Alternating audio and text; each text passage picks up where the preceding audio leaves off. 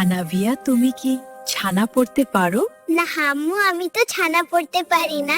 তাহলে তো তুমি এখন কি ছানা শিখতে হবে। ঠিক আছে আম্মু, তুমি আমাকে ছানা শিখিয়ে দাও। তাহলে আমি বলি, তুমি মন দিয়ে শুনো। সুবহানাকা আল্লাহুম্মা ওয়া বিহামদিকা ওয়া তাবারাকা ইসমুকা ওয়া তাআলা জাদ্দুকা ওয়া লা ইলাহা গায়রুক। আনাভিয়া, তুমি বলো এইবার, আমি শুনবো। ওকে আম্মু, আমি বলি। তুমি দেখো ঠিকভাবে বলতে পারি কি আমি? ওকে, বলো আনাভিয়া। সুবহানাকা আল্লাহুম্মা ওয়া বিহামদিকা ওয়া তাবারাকা ইসমুকা ওয়া তাআলা জাদ্দুকা ওয়া লা ইলাহা গায়রুক।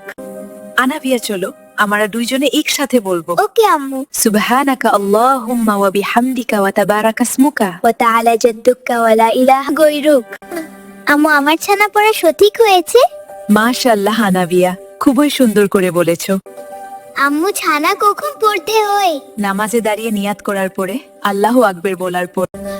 আমি আল্লাহু আকবার বলে ছানা পড়বো? অবশ্যই আম্মু, ছানা পোড়া নামাজের সুন্নাত।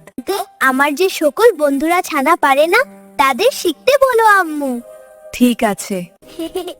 ঠিক আমার সাথে। প্রিয় সোনামণিরা, তোমরাও কিন্তু আনাভিয়ার সাথে শিখে নিতে পারো।